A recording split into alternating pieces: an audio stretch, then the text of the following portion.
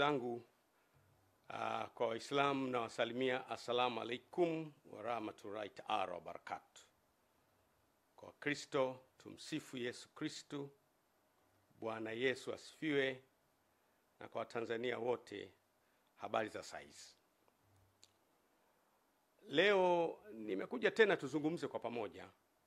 Nimeona ni muhimu sana tuzungumze tena baada ya kuwa nimezungumza mara ya kwanza kwenye ile hotuba yangu tarehe 24 mwezi wa 5 2025. Leo nataka kuzungumza nanyi tena. Kwanza nitaanza na neno la Mungu kutoka kwenye kitabu cha Mithali ambacho kimeandikwa na Mfalme Suleiman bin Daud, au Wakristo tunamuita Mfalme Suleiman. Kwenye kitabu chake cha Mithali sura ya 14 kuanzia mstari wa 34 inasema, haki huinua taifa, bali dhambi ni aibu kwa watu wote. Haki huinua taifa, bali dhambi ni aibu kwa watu wote. Nilipoongea nanyi tarehe 24 mwezi wa 5, nilipoanza hoja ya utekaji uliokuwa umezidi katika nchi, nilitoa takwimu iliyotoka TLS, Tanzania Law Society, ya watu waliokuwa wametekwa au kupotea, wengine kupatikana, wengine kuokotwa wamekufa. Na sasa ni almost miezi 5 baadaye, utekaji umeendelea, umekuwa wa kutisha sasa. Sasa sio utekaji tena, umekuwa uchukuaji au uvunaji. Imekuwa sasa ni kama mtu anavyochukua kuku kwenye banda la kuku, wakati wowote, saa yoyote, kwa namna yoyote. Mtu yoyote sasa anachukuliwa, si mwanafunzi, sio winga wa Kariakoo, sio padri, sio shehe, sio balozi. Mtu yoyote anaweza kuchukuliwa. Kwa utekaji umekuwa kutisha sana. Na mpaka sasa hivi, wakati nazungumza na nyie mara ya kwanza, nilisema wakati ule kulikuwa na watu 84 wale ambao walikuwa kwenye orodha ya watu wa TLS. Tangu wakati ule sasa hivi ni watu wengi, ambao zaidi ya 108 hivi, ambao ama wametekwa wakapatikana, ama wengine hawajapatikana kabisa. Na kauli zinazotoka kuhusu watu wanaotekwa ni kauli nyepesi sana. Kuzisikiliza ni kauli nyepesi ukilinganisha na uzito wa uhai wa mtu. Ndugu zangu, naomba tukubaliane. Uhai ni zawadi ambayo Mwenyezi Mungu anatupa. Na hakuna mtu mwenye mamlaka ya kupoka uhai wa mtu, hayupo. Tupewa zawadi na Mungu kama ya uhai, tuitumie kwa ajili ya utukufu wake. Kwa mujibu wa Katiba ya Jamhuri ya Muungano wa Tanzania, Katiba ya mwaka 1977 ibara yake ya 8 kifungu cha kwanza inasema hivi: mamlaka ya nchi itakuwa mikononi mwa wananchi, na serikali itapata madaraka na mamlaka yake yote kutoka kwa wananchi. Hii ni kwa mujibu wa katiba hii, na itatumia madaraka hayo kwa niaba ya wananchi. Lakini ibara ya 8(1)(a) inasema, mamlaka na madaraka ya serikali ya Jamhuri ya Muungano yatatokana na wananchi, na serikali itapata madaraka yake kutoka kwa wananchi kwa mujibu wa katiba. Tunaona kumbe serikali inapata madaraka kutoka kwa wananchi. Maana yake kisima cha madaraka, the oasis of authority and power in the country, kinatoka kwa wananchi. Sasa kama wananchi hawa wanatekwa, ambao ndio chanzo cha mamlaka, maana yake ni hatari sana. Ndugu zangu, utekaji haukubaliki. Baada ya miezi 5 kuwa nimezungumza kuhusu sikubaliani na utekaji, narudia tena mara nyingine kwa nguvu kubwa kabisa, sikubaliani na utekaji. Kesho kutwa, wiki ijayo, sikubaliani na utekaji na kutoweka kwa watu bila utaratibu. Ndugu zangu, wananchi ndio wenye nchi. Narudia tena, wananchi ndio wenye nchi. Na ndio maana hata neno lenyewe wananchi ni wana wa nchi, ndio wenye nchi. Usipowasikiliza wananchi, utafika wakati utapoteza nafasi ya kuwasikiliza. If you don't listen to them now, time comes you won't be able to listen to them. Usipowasikiliza wananchi leo, wakati unafika hutapata nafasi ya kuwasikiliza. Lakini pia usipowasikiliza wananchi leo, unaweza kupoteza nafasi kabisa ya kuwasikiliza kipindi utakachowahitaji wakusikie. Ni muhimu sana kusikia kilio cha wananchi. Matokeo ya kutokusikiliza kelele za wananchi inaleta machafuko na migawanyiko siku zijazo. Matokeo ya kutokuwasikiliza wananchi na kelele zao inakuletea migawanyiko na matatizo makubwa siku zijazo. Ndugu zangu, naomba mnisikilize kidogo. Mnakumbuka vizuri mimi nilipozungumza kuhusiana na jambo hili, nilijaribu na kupendekeza solution. Niliwaambia kwamba leo mnaanza kuona sasa. Niliwaambia kwamba shida ya nchi yetu ni kwamba wakuu wa vyombo wote, kwa maana ya mkuu wa jeshi la wananchi CDF, mkuu wa jeshi la polisi IGP, mkuu wa jeshi la magereza, mkuu wa idara ya usalama wa taifa, mkuu wa jeshi la uokoaji na wengine wote ni wateule wa Mheshimiwa Rais. Na huyu Mheshimiwa Rais pia ni mwenyekiti wa Chama cha Mapinduzi. Na huyu Mheshimiwa Rais pia ni mgombea urais wa Chama cha Mapinduzi. Unaweza kuona mtiririko huo kwamba aliyewateua ni rais wa nchi, lakini huyo rais wa nchi pia ni mwenyekiti wa chama, lakini pia huyo rais wa nchi pia ni mgombea urais. Kwa hiyo kwa katiba ya Jamhuri ya Muungano wa Tanzania, of course, unapoteuliwa unatakiwa kutimiza kazi zako sawa sawa na mujibu wa katiba. Lakini ni nani ambaye anaweza kupambana aliyemteua? Kwa kawaida, hata ningekuwa mimi, ungependa yule mtu aliyekuteua uishi naye vizuri, utumikie nchi, lakini kwa wakati huo huo na umsikilize. Kwa hiyo vyombo vyetu, nina hakika kabisa 100%, tangu place yangu ya kwanza nilivyosema kwamba vyombo vyetu viwe na ulinzi ili wawe na uwezo wa kusema hapana kwenye baadhi ya mambo ambayo hayaendi sawa sawa. Nikupe mfano mzuri. Huwezi kuniambia eti polisi hawafahamu kabisa kuhusu utekaji. Huwezi kuniambia hivyo. Huwezi kuniambia idara ya usalama wa taifa hatujui kabisa kuhusu utekaji. Huwezi kuniambia hivyo. Huwezi kuniambia eti jeshi la wananchi halina taarifa kabisa utekaji. Hapana. Wala jeshi la magereza, wala uhamiaji, wala jeshi la uokoaji. Lazima kuwe na taarifa. Kama mkikubali kwamba majeshi haya, vyombo vyetu havina taarifa, basi Tanzania si salama pa kuishi.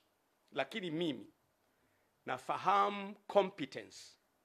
Kwa sehemu kidogo nafahamu competence ya viongozi wetu. Nafahamu. Unajua, kuna mambo mengine unaweza ukayasema tu, ni rahisi yakiwa kwa mtu mwingine. Akitekwa baba yako, au mama yako, au dada yako, au mdogo wako, utafeel pinch. Ni hatari sana. Mimi siamini eti wakuu wetu wa vyombo hawajui kabisa watu wanakwenda wapi. Lakini nilipendekeza mimi nikasema kwamba ni muhimu sana vyombo hivi vipewe semi autonomy. Semi autonomy maana yake ni kwamba kuwe na kujitegemea fulani. Kwa sababu sasa hivi narudia tena yale. Mimi nilizungumza tatizo and I suggested solution. Nilizungumza tatizo na nikapendekeza ufumbuzi.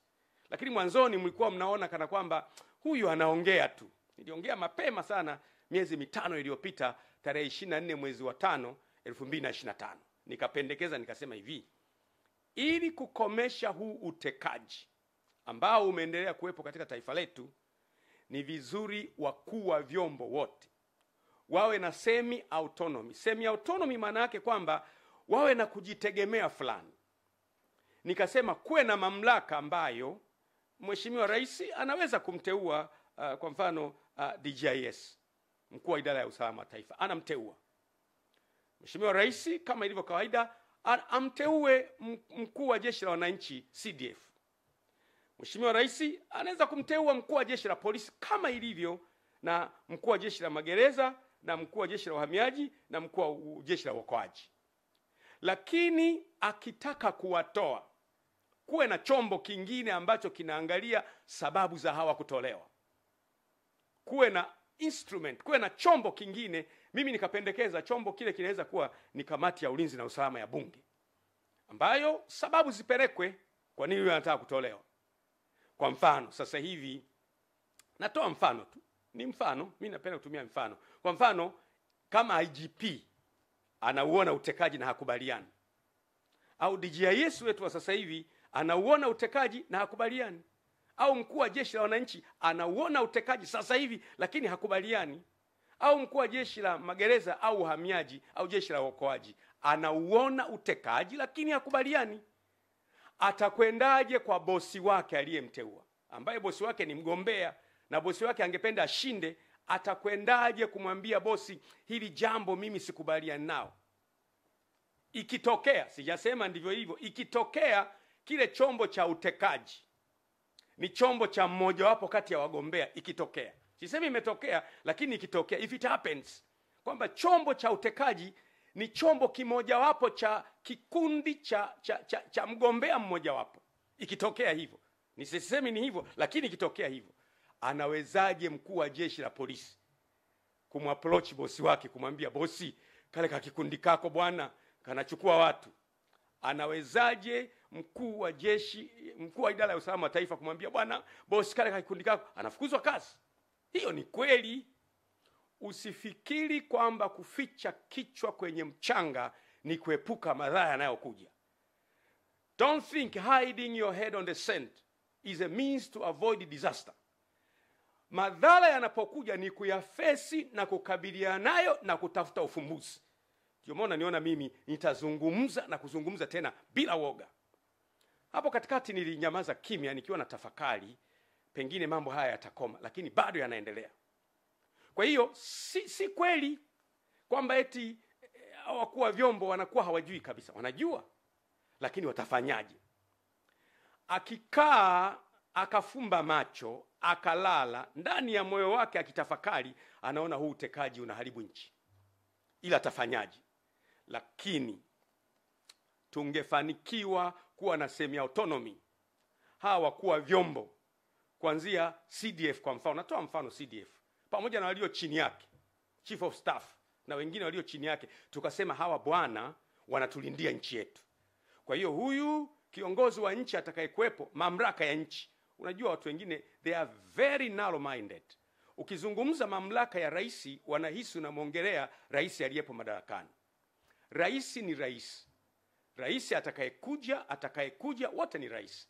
Kwa hiyo mamlaka ya rais iwe na uwezo wa kuteua. Lakini kumuondoa CDF, kumuondoa chief of staff na walio chini yake hapo pote isiwe rahisi. Ili huyu CDF anapoona jambo lenye kuharibu nchi na kuumiza nchi inaendelea, awe na ujasiri wa kusema, bosi, kwa unyenyekevu, bosi, hili jambo hapana. Na anaposema hivyo asipate madhara ya kufukuzwa kazini na kuharibikiwa yeye na familia yake. Vile vile mkuu wa jeshi la polisi. Mkuu wa jeshi la polisi, IGP na walio chini yake wote hao 3 4 wenye mamlaka ambao wameteuliwa na rais, wawe na uwezo na wenyewe wakiona jambo la kiutekaji au la kuharibu nchi au lolote ambalo linatishia amani ya nchi, na wenyewe wawe na uwezo wa kusema, bosi, samahani, ili jambo si jema, litaharibu nchi. Wamshauri kwa unyenyekevu na bado hawamvunjii heshima, na bado walinde nchi yetu iwe salama. Iwe hivyo hivyo kwa idara ya usalama, iwe hivyo hivyo kwa uhamiaji, iwe hivyo hivyo kwa magereza.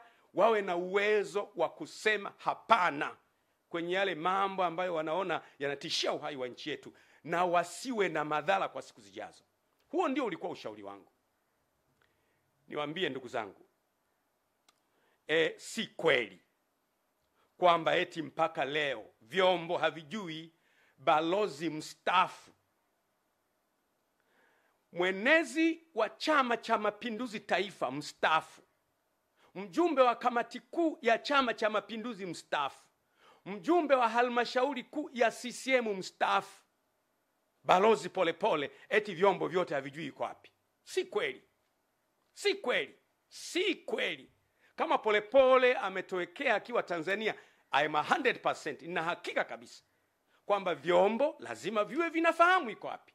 Na kama havifahamu, basi Tanzania sio sehemu salama kuishi.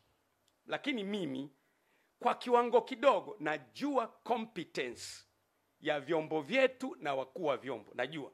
Mimi najua. Narudia tena, mimi najua competence ya wakuu wetu wa vyombo. Najua kabisa. CDF amekuwa kwenye kazi muda mrefu. Ni mtu competent. Anaiweza kazi. IGP Wambura ni mtu competent kabisa. Namfahamu Wambura tangu akiwa Kinondoni pale. Namfahamu Wambura tangu akiwa kanda maalum. Wambura amefanya kazi kule Mtwara kipindi kile cha mambo magumu. Wambura ni mtu competent. Mimi am 100%. Huwezi kunidanganya kwamba eti Wambura hajui kabisa. Wambura atakuwa anajua. Lakini Wambura anamwendeaje bosi wake? Kusema kwamba bosi hili swala haliendi vizuri, atapoteza kazi. DJIS eti ndugu yangu Suleiman Mombo eti hajui kabisa. Anajua. Lakini akienda anaweza kupoteza kazi.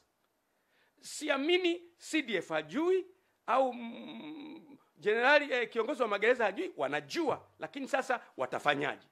Wakitulia ndani ya mimi nahakikishia Tanzania tuna vyombo competent. Kwa swala la vyombo tu ni competent, lakini hatujapata a mechanism ya kuwalinda hao wakuu wa vyombo ili na wao watulindie nchi yetu. Kwa hiyo muda unakuja na siku moja itafika. Mimi nasema siku moja itakuja tu ambayo tutapata namna ya wakuu wa vyombo kuwalinda, watulindie nchi yetu na maono yetu.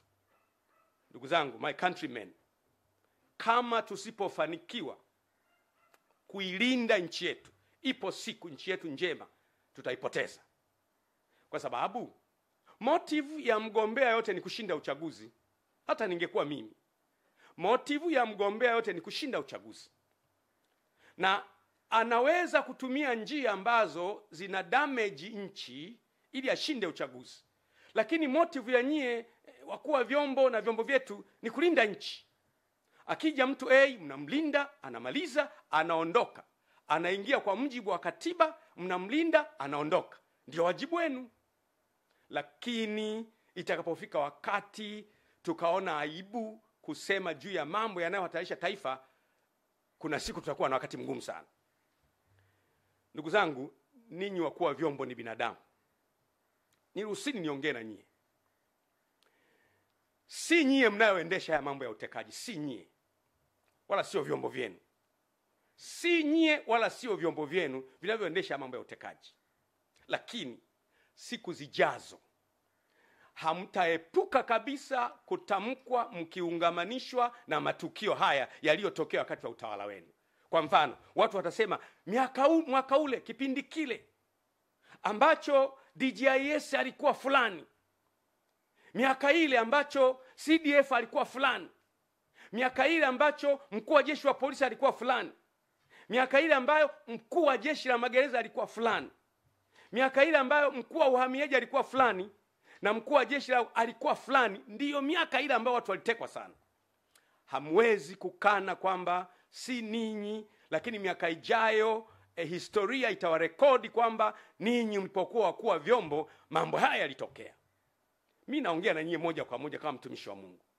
Na ukiniona naongea hivi kwenye nyakati ambazo ni za hatari kama hivi, nyakati ambazo balozi anatoweka, hakuna neno lolote kutoka serikalini kwamba mstaafu wao ametoweka. Hakuna. Watu wamekwenda mahakamani, ruling ya mahakamani na yenyewe inasema kwamba na wenyewe hawajui, mahakama hawajui. Kwa hiyo huwezi kumpata popote.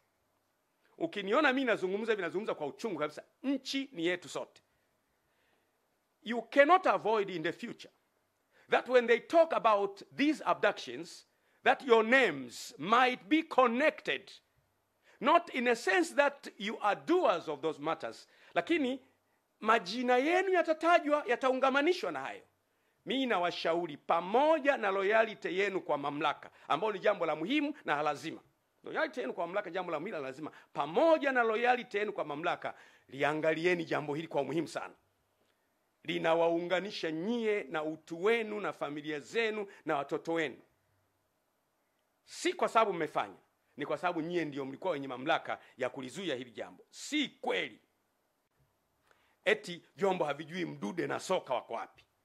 Si kweli eti vyombo havijui Ali Kibao alichukuliwaje. Si kweli vyombo havijui Polepole kaondokaje. Si kweli. Vitakuwa vinajua na hakika kabisa vitakuwa vinajua. Lakini vifanyeje? Nisema tangu mwanzo kwamba utekaji si sera ya Chama cha Mapinduzi. Mimi naongea leo bado ni mwanachama wa Chama cha Mapinduzi mwaminifu. Na nataka niwaambie baadhi ya watu ambao wanaongea maneno. Mimi sijawahi kuwa mwanachama wa chama chochote Tanzania. Kama ukipata kadi ya Josephat Mathias Gwajima kwa chama chochote, sijawahi kuwa mwanachama wa chama chochote zaidi ya Chama cha Mapinduzi. Ndiyo maana ninapozungumza Chama cha Mapinduzi ndio chama kinachotawala. Tunakihitaji sote. Ni vizuri kama Chama cha Mapinduzi tunaendelea kuwaza kwamba sisi chama chetu, matukio haya yanapoendelea kutokea, miaka 5 ijayo, miaka 10 ijayo, watu watakuwa na picha gani na chama chetu? Mimi nasema sera ya kuteka watu, kupotea kwa watu, kuumiza kwa watu, si sera na si mtazamo wa Chama cha Mapinduzi ambacho mimi ni mjumbe wa halmashauri kuu ya chama hicho. Sio. Na lazima jambo hili liache kabisa. Uwezo wa vyombo vyetu hauna mjadala kama nilivyosema. Lakini wakuu wa vyombo walindwe. Narudia tena, wakuu wa vyombo walindwe ili na wao wawe na uwezo wa kutulindia nchi yetu. Tusipowalinda wakuu wa vyombo tumeshindwa. Angalia historia ya nchi yetu. Tumefanya kazi vizuri sana kwenye operation nyingi za kimataifa. Nakumbuka kule Kongo, Sudan, Somalia, Lebanon, Afrika ya Kati mpaka Komoro. Vyombo vyetu vimefanya kazi. Haiwezekani mpaka mgogoro wa kule Kibiti ambao ulikuwa umetishia tulisolve. Leo vyombo haviwezi kusolve shida ya kutekwa watu. No. Haiwezekani. There must be a problem. Na problem mimi naendelea kuisingle out. Problem ni siasa. Msitufuate sisi wanasiasa sana. Politicians are out to win election. Politicians are there today and they are not there tomorrow. Wanasiasa wapo leo kwenye hizo nafasi na kesho hawapo. Ninyi mtakuwepo kwa sababu ya taaluma zenu. Simameni, stand up. Stand for our country. Nchi yetu ni watoto wenu. Nchi yetu ni wajukuu wenu. Nchi yetu ni mama mdogo, mama mkubwa, shangazi. Wanadamu wote ni ndugu. Narudia tena, wanadamu wote ni ndugu. We are all from the same family. Pengine kwa sababu ya muda mwingi umepita tunasahau, lakini asili yetu wote ni kutoka kwa Adam na Eva. Sisi wanadamu wote ni ndugu. Akitekwa mama itakuuma sana. Akitekwa dada itakuuma sana. Akitekwa mwanao itakuuma sana. Leo haikuumi kwa sababu unahisi hao si ndugu zako. Sisi sote ni ndugu. Na watekaji wamefika mahali ambapo wana ujasiri.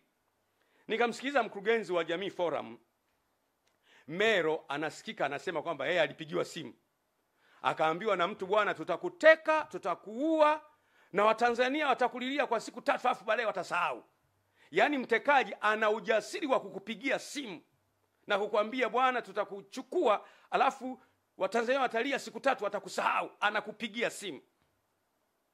Ndugu zangu, we must wake up. Huu utekaji tunauresist kwa nguvu zote. Mimi binafsi nauresist leo, kesho, wiki ijayo. No, it can't happen in our country. Jambo hili lazima likataliwe. Hatukuliona kule nyuma. Hii ni dharau iliyopindukia kwa mtekaji kukupigia simu na kukutisha. Leo watu wengi wamekimbia nchi. Mwanamapinduzi askofu wetu hayupo. Wamekimbia.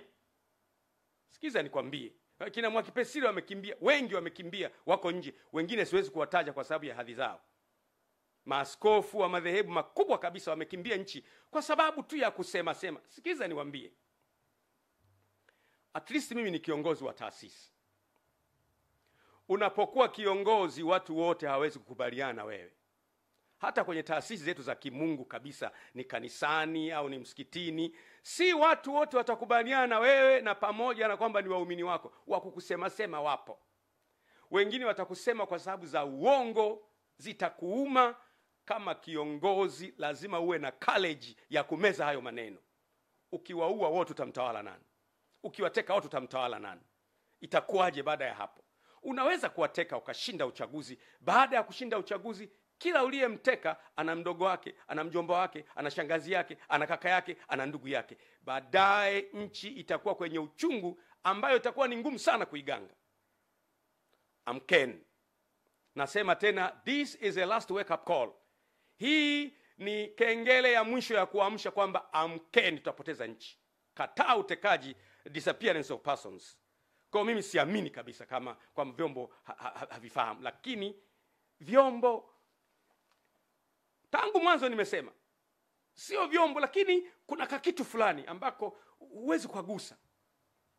Kwa sababu kuna watu wengine wanapotekwa wanakuja wanaelezea. Kwa mfano kuna huyo bwana aliyetekwa, yule Satifa nafikiri, ambaye alipelekwa anasema mpaka Katavi, pigwa risasi, akaachwa kule mahali. Aliporudi anaelezea kabisa, nilichukuliwa Dar es Salaam nikapelekwa hapa, anaelezea. Kwa hiyo haiwezekani kwamba watekaji hawa hawafahamiki kabisa. No, wanafahamika. Lakini kwa nini hakuna desperate means za kuwapata? Why? Mtu anaweza kunijibu kwa unafiki. Akanijibu asema, wewe Gwajima bwana, hawa watekaji unasema wanafahamika, basi tuambie ni kina nani? Ndugu yangu, Mo alitekwa pale Korosham wakati ule. Mimi nilipiga kelele, rudisha Mo. Kama unabisha, nenda kwenye YouTube. Nilisema mrudisheni Mo. Na wakati ule rais alikuwa Magufuli, whether yeyote, utekaji haukubaliki anytime. Wakati kina Roma Mkatoliki wanatekwa, mimi nilipiga kelele. Wakati utekaji ulikuwa umeshamili, nilipiga kelele. Tangu wakati wa Magufuli na wakati huu sikubali utekaji. Kwa mambo mema ambayo mtu anafanya anatakiwa asifiwe, kwa mambo maovu anayofanya anatakiwa akemee bila kujali yeye ni nani. Tanzania ni yetu sote. It does not belong to a single entity. It belongs to all of us. Tanzania ni yetu sote, si mali ya mtu mmoja, ni mali ya Watanzania wote. Siasa huja na kuondoka, na wanasiasa huja na kuondoka, lakini Tanzania inadumu vizazi hadi vizazi. Lazima tuilinde nchi yetu. Ndiyo maana mimi nasema kabisa, kuna kikundi kanakoshughulika na utekaji. Sio vyombo. Mimi na hakika si vyombo. Kuna kikundi kanakoshughulika na utekaji. Na ninapoongea sasa hivi kikundi haka kanakasirika kweli. Huyu Gwajima mbona hajatekwa yeye? Huyu Gwajima unasikia, huyu kaondoka, yule kaondoka. Watu wanakwisha nchi na tuko kimya. Msiba ukiwa kwa jirani yako, utakuwa na ujasiri wa kwenda kuandika kwenye daftari na changia. Siku utakapopatwa na msiba, huwezi fungua macho yako. Wake up. What is happening on your neighbor, it will soon happen in your house. Kinachotokea kwa jirani yako kitatokea kwako. Ni muhimu sana. Kwa hiyo mimi nasema kabisa, narudia tena, nielewe emphasis yangu. Mimi I speak a problem and I suggest a solution. Ili shida hii ishe, lazima vyombo viwe na kujitegemea fulani. Utafika wakati watu watakuwa very bitter, wanakuwa na uchungu. Kunakuwa na mkusanyiko wa watu mbalimbali ambao wana uchungu kwa sababu ya A, B, C, D. Mkusanyiko wa watu pamoja ni ngumu sana kuwatibu. Kumbuka, kila kinachoanza huwa kina mwisho wake. Anything that begins has an end. Kuna siku utekaji utakoma, na utakoma soon. Mimi na hakika kabisa. Mungu aliyeumba wanadamu hawezi kuruhusu mwanadamu unakuja unachukuliwa kwenye nyumba tu kama jogoo, unachukuliwa kwenye nyumba kama kondoo, unapigwa, alafu asubuhi watu wanao michirizi ya damu hiyo, Balozi Polepole kaondoka. Alafu unafuatilia wapi? Mahakama haijui, polisi hawajui, kila mtu hajui amekwenda wapi, nobody knows. Jamani, haiwezi kuwa nchi. Na mimi mambo haya siyakubali kabisa. Ni mwanachama wa CCM na nitaendelea kuwa mwanachama wa CCM, na naamini kuna wanachama wengi wa CCM wenzangu ambao hawakubali utekaji. Kama unakubali ni wewe, lakini mimi no, sikubaliani na utekaji. Kwa hiyo ni lazima wakuu wetu wa vyombo na wasaidizi wao walindwe, ili na wao wawe na uwezo wa kutulindia nchi yetu. Yeyote yule akiingia kwenye target, watamuona, watakuwa na ujasiri wa kusema wewe hapana bwana, acha. Na wakisema hapana, haitawaletea madhara. Simaanishi kwamba wakuu wetu wa vyombo ni waoga, no. Na mimi ni binadamu, mtu aliyeniteua nikiona anafanya jambo najua kwamba kuna consequences zake. Nitapata consequences. Na mtu, wewe umelay down maisha yako yote. Umetembea njia ya uongozi kuanzia kule chini. Umepanda mpaka kule juu. Leo uje upewe matatizo pale juu. Unashindwa. Mwanadamu ameumbwa na haya. Kwa hiyo nashauri mno, nashauri sana, na hili jambo itakuwa ndio tiba permanent ya utekaji na mambo mengine yanayohusiana na utekaji. Tiba ya ulinzi wa maono ni hivi kwamba ili maono ya nchi yalindwe, tuwe na vyombo vya kulinda maono. Kwa mfano, mimi nilipokuwa bungeni nimezungumza sana kuhusu maono ya muda mrefu. Nikasema kwamba hakuna nchi yenye uwezo wa kuendelea kwenye miaka 10 au 15 au 20. Nchi zinaendelea kuanzia miaka 50, miaka 100. Na nchi zile ili ziendelee, lazima kila rais anayeingia madarakani aendelezee pale mwenzake alipoishia. Continuation. Rais yeye anaingia, anaendelea, halafu rais mwingine anaingia, kunakuwa na muendelezo kwa sababu maono ya taifa ya kwepo. Nikupe mfano mzuri. Kwa mfano, Rais Nyerere anaishia hapa. Anaingia Mheshimiwa Mwinyi, anaendeleza alipoishia Mwalimu. Anaingia Mheshimiwa Mkapa, anaendelea pale. Anaingia Mheshimiwa Jakaya, anaendelea pale. Anaingia Magufuli, anaendelea pale. Anaingia Mama Samia, anaendelea pale. Hizi continuation zinatupa maendeleo. Lakini lazima kuwe na maono ya taifa yaliyoandikwa. Nimesukuma bungeni mpaka kweli Mungu amesaidia tumeandika maono. Lakini shida, tutayalindaje haya maono? Yatalindwaje? Yatalindwaje haya maono? Ndiyo, tumeandika kwenye makaratasi hapo. Vitu vingapi tumeviandika na havifanyii kazi? Ataingia kiongozi, hafanyi yale maono. Tajenga madaraja, tutapiga makofi. Tajenga leta, piga makofi. Lakini hafanyi yale maono. Ni nani wa kwenda kumwambia mheshimiwa samahani, yale maono yetu ya wananchi huyafanyi? Hayupo. Waziri atamwambia, atafukuzwa kazi. Waziri mkuu atamwambia, waziri mkuu ni mteule wa rais. Makamu wa rais atamwambia, hawezi kumwambia. Sasa hivi vyombo sasa vya kwetu hivi vinavyokuwa na kujitegemea fulani, vinakuwa pia walinzi wa maono. Wana uwezo kwa unyenyekevu kumwendea mheshimiwa rais, mheshimiwa tumekuja kwako. Sisi wakuu wa vyombo, maono ya wananchi ni haya. Maono ya wananchi ni kwamba wanataka grid ya taifa ya maji.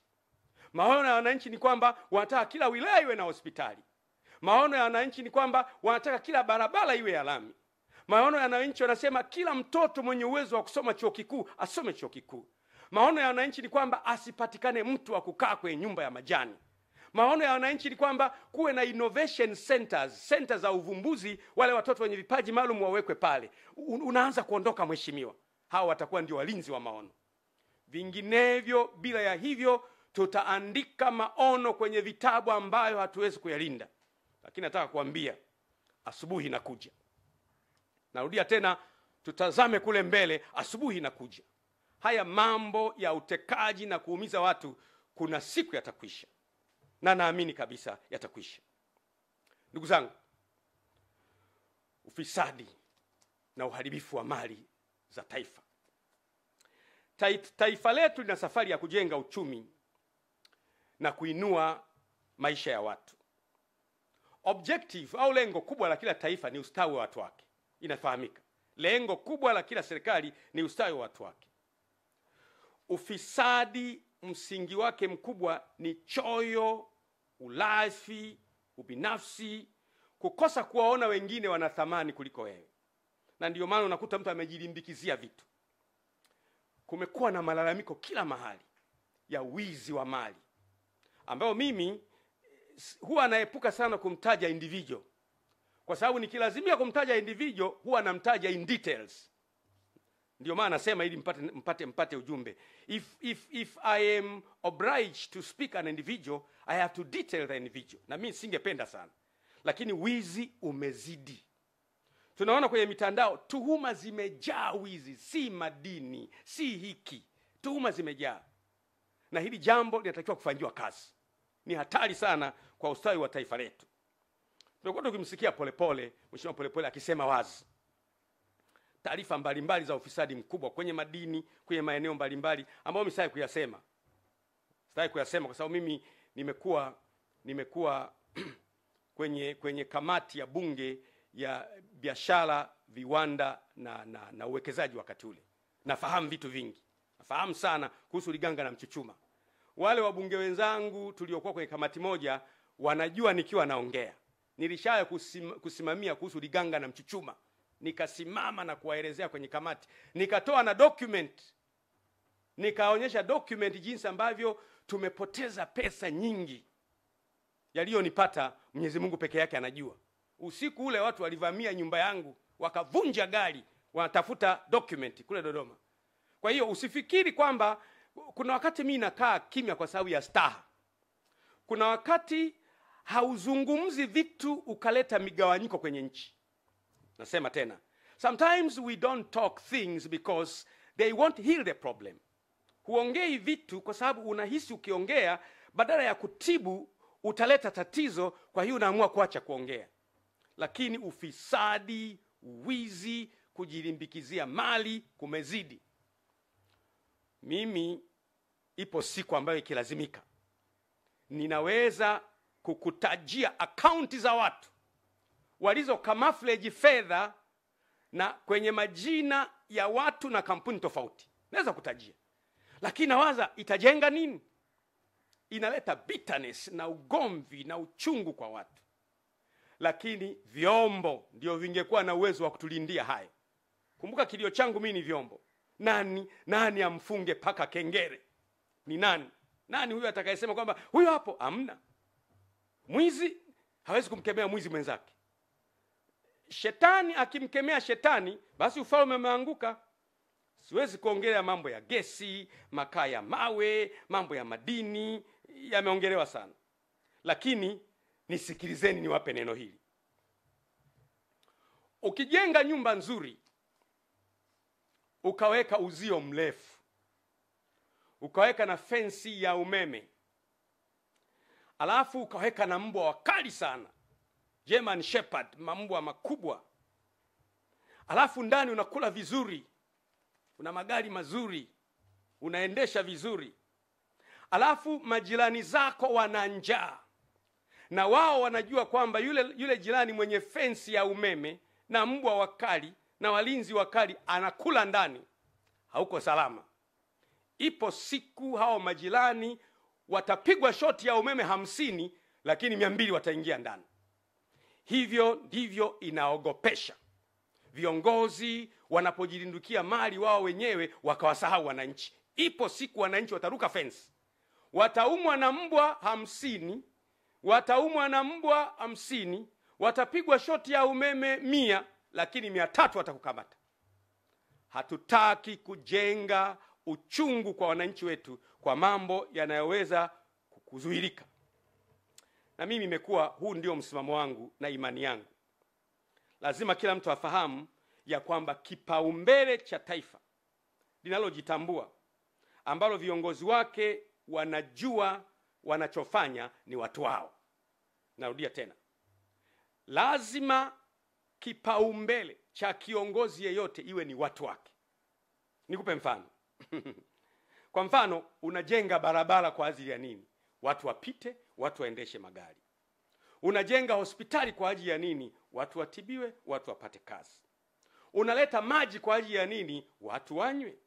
Unaweka umeme kwa ajili ya nini? Ili watu waone. Unaweka mwendo kasi kwa ajili ya nini? Watu watumie. Shule kwa ajili ya nini? Watu wasome. Kwa hiyo ni watu. Kwa hiyo msingi wa maisha ni watu. Narudia tena, maendeleo yoyote ambayo hayamuoni mtu kama priority si maendeleo. Because all that we do on the earth is for human. If you only remove human, all what you're doing is useless. Chochote unachofanya duniani ukiwa hai ni kwa ajili ya watu. Ukimwondoa mwanadamu tu havina maana. Magorofa yote haya, nyumba hizi zote zenye air condition, kama wanadamu wote hawapo, baada ya muda ni mapango ya mbweha. Kwa hiyo mwanadamu ndiye anatakiwa kupewa kipaumbele, kuheshimiwa, kusemeshwa vizuri, kusikilizwa. Lakini leo sisi tunawateka hawa wanadamu sasa. Unasema nataka kujengea jumba afu namteka huyo. Na kuletea maji afu namteka huyo. Na kujengea barabara afu anatekwa huyo.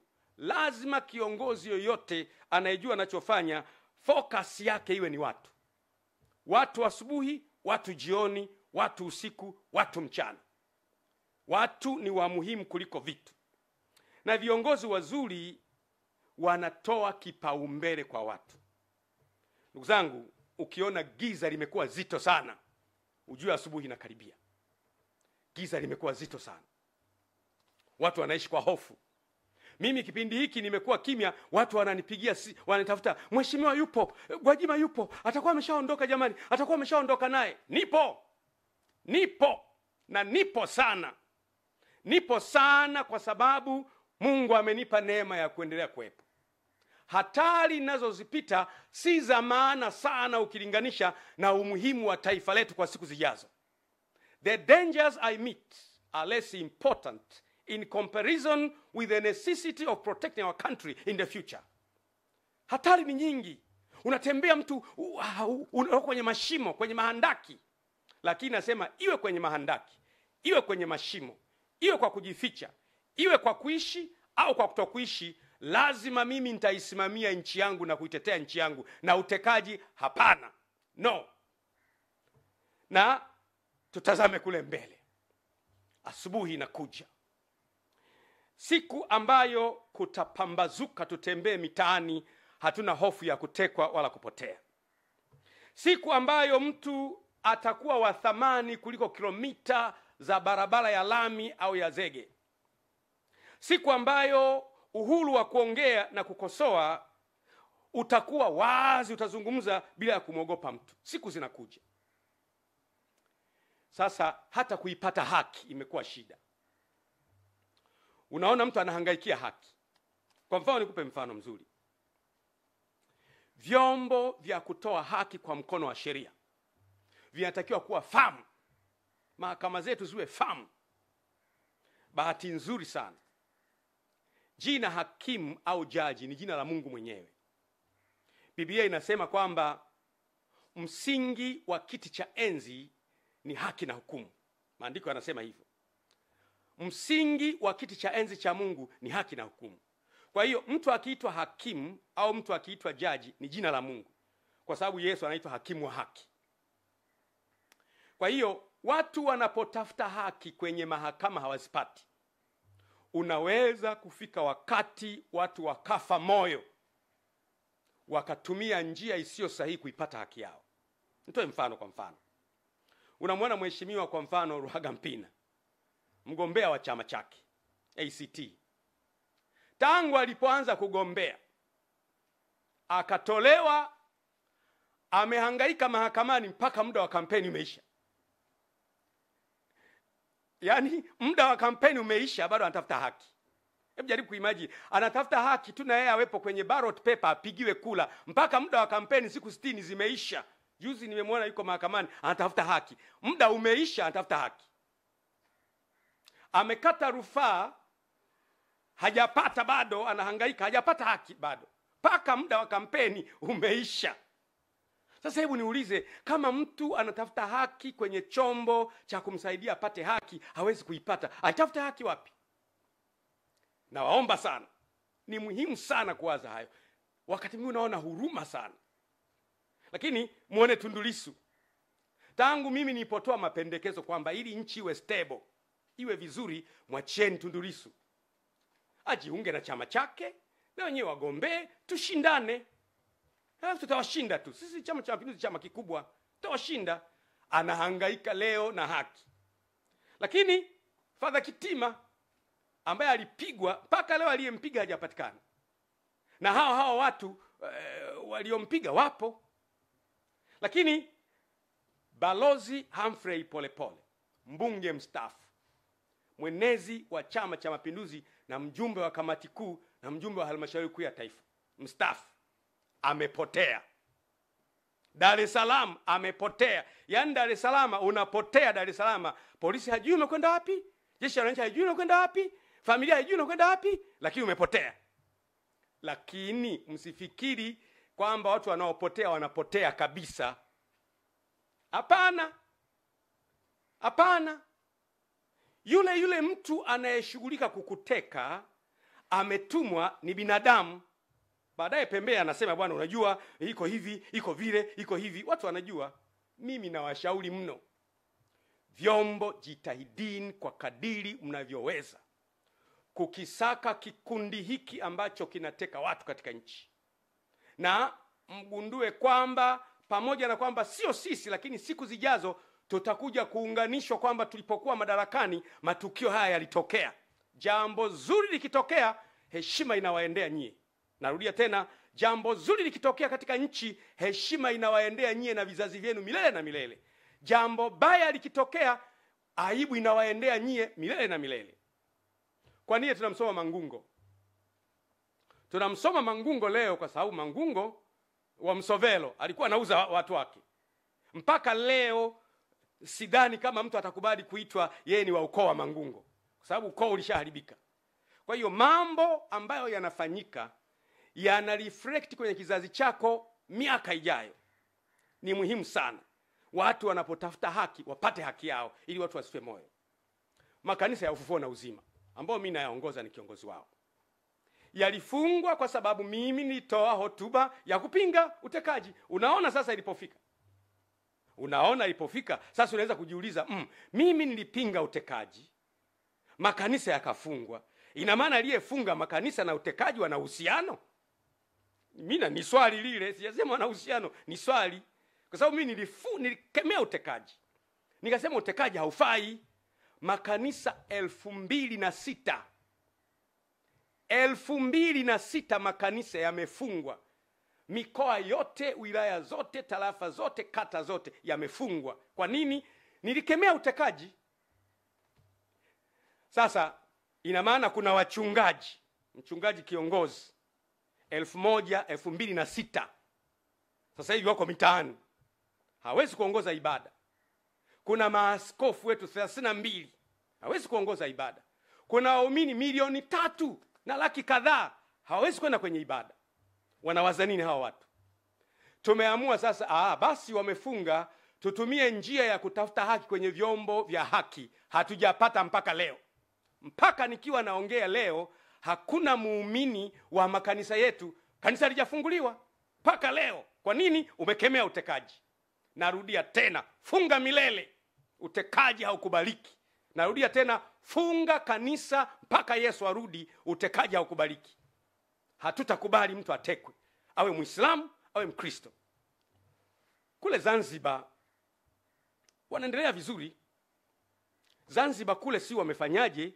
Wenyewe wako kwenye uchaguzi, wanaendelea vizuri. Wapinzani wanaendelea na wengine wanaendelea. Huku kumekuwa na shida. Kwa hiyo mimi kabisa nasema waziwazi kwamba makanisa hayajafunguliwa mpaka leo. Tuko kwenye vyombo vya haki kwa muda wa miezi 5, haki haijapatikana bado. Waumini wako wanazagaa 3 wako mtaani, wananiuliza tufanyeje? Unategemea nini? Mahala ambapo mtu anaonewa, anatumia chombo cha haki kuipata haki, hawezi kuipata kwa wakati, unategemea huyu mtu atafanya nini? Kwa hiyo ninaomba sana vyombo vya haki viweze kufikiri na kuona namna ya kutoa haki ili watu wasife moyo. Ni muhimu sana sana sana. Watekaji wanaweza kufikiri wako salama. Mimi ni muumini wa Biblia. Kwenye kitabu cha Ufunuo sura ya 13 mstari wa 10 inasema hivi: mtu akichukua mateka atachukuliwa mateka, na mtu akiua kwa upanga atauawa kwa upanga. Mambo ambayo mnayafanya kwa watu gizani, mambo yale yale miaka ijayo Mungu ataruhusu wafanyiwe watoto wenu mchana kweupe. Mwanzo sura ya 9 mstari wa 6 inasema, yeye atakayemwaga damu ya mwanadamu, damu yake huyo naye itamwagwa na mwanadamu, maana kwa sura yangu nilimuumba mwanadamu. Nchi inapoanza kumwaga damu za watu wasio na hatia, wewe Waislamu, wewe Wakristo, wewe hawana dini, nchi inaingia kwenye laana. Kwa hiyo ni muhimu sana kujaribu kuepuka jambo hili. Wale Wakristo wa Biblia mtafahamu vizuri. Bwana Yesu alipokamatwa, Kama unavyojua Bwana Yesu alikuwa na wanafunzi 12. Alipokamatwa, mwanafunzi wake mmoja anaitwa Petro akachukua upanga akamfyeka mkamataji. Lengo lake lilikuwa zuri, wanamkamata bwana wangu ni wafyeke na wao. Bwana Yesu akamwambia Petro, ulichokifanya ni kizuri. Unanitetea mimi na kuniondoa kwenye tatizo kwa kutumia upanga, lakini mimi nakupenda. Ile Mathayo 26 mstari wa 52, Yesu akamwambia, rudisha upanga wako mahali pake, maana wowote wa ushikao upanga wataangamia kwa huo. Maana yake anayeua kwa panga naye atakatwa panga. Na habari kwa nyie watekaji, acheni. Na wale mlio wateka waachieni, mwachieni polepole. Release polepole, mwachieni polepole. Kama hayupo mtuambie. Waachieni wengine ambao mmewateka, waachieni. Mtaifanya nchi iwe mahala pabaya. Niwape mfano wa mwisho afu namalizia. Ukiona kwa mfano jumla ya watu wote waliotekwa na ndugu zao na rafiki zao na majirani zao na sympathizers wao wanaona huruma. Jumla ya watu wote wanaomwonea huruma Tundu Lissu kama yeye, kwa sababu wapo wana CCM kama sisi tunamwonea huruma, kwa sababu mtu anapokuwa na brain ni asset kwa taifa. Kuna baadhi ya vitu ambavyo tunaacha vyama, tunatumia ubongo wa mtu kwa ajili ya kujenga taifa. Kwa hiyo kuna watu wanamhurumia Tundu Lissu, wengi wapo na wenyewe. Kuna watu wanamhurumia Ruhagampina, jamani Ruhagampina amezuiwa, wapo na wenyewe wengi. Kuna watu wanamhurumia Heche mwenyekiti ambaye anakwenda kwenye msiba wa kumzika Raila Odinga, amezuiwa pale. Leo yuko kwenye matatizo, hatujui yuko wapi. Unaona mambo yanavyokwenda. Kuna watu wanahurumia makanisa ya Ufufuo na Uzima amefungwa jamani. Mkusanyiko wa watu hawa wote, kuna mawinga wanalalamika. Kuna mkusanyiko hawa wote wanapotima kwa pamoja, nchi inakuwa haiko salama. Tunatakiwa tujifunze kuepuka kuignite moto mahala ambapo tunaweza kuzima moto. Niwatie moyo ndugu zangu wananchi. Mungu hachelewi. Mungu hachelewi kuitimiza ahadi yake. Utekaji umezidi, maisha ya watu yanaharibika, na Mungu atajibu. Maneno yangu haya ni ya thamani sana, hasa kwa muda ambao nayazungumza. Kwa muda huu hakuna mtu anaweza kuzungumza na yuko nchini. Mimi niko nchini. Niko hapa kwenye nchi. Wengine wote wamekimbia. Kwa nini? Na ninapozungumza wanaanza, jamani kwa Juma atakuwepo. Sikiliza niwaambie. Bwana asipoilinda nyumba, wao walindao wakesha bure. Na Bwana asipoujenga mji, wao wanaojenga wafanye kazi bure. Ulinzi una Mungu. Mungu akitaka uishi utaendelea kuwepo. Na Mungu akitaka kuondoka utaendelea kuwepo. Kuna siku tutaondoka. Mtekaji ataondoka, mimi nitaondoka, mwenye madaraka ataondoka, watoto wetu watabaki vizazi baada ya vizazi. Lazima tuilinde nchi yetu. Mimi nimedhamiria kusimama na wananchi. Mimi ni mwanachama wa Chama cha Mapinduzi aliyechagua kusimama pamoja na wananchi. Narudia tena, I want it to be very clear. Mimi ni mwanachama wa Chama cha Mapinduzi, ni mjumbe wa halmashauri kuu ya Chama cha Mapinduzi ambaye hakubali utekaji, hakubali uonevu, sikubali ufisadi. Nimedhamiria kusimama na kilio cha wananchi na nitasimama nao mpaka mwisho.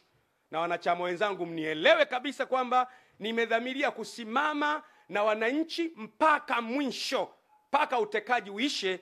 Na tazama kule mbele, asubuhi inakuja na Mungu wetu ni mwaminifu, atatimiza ahadi zake. Asanteni sana wananchi. Mungu awabariki. Mungu aibariki Tanzania. Asanteni sana.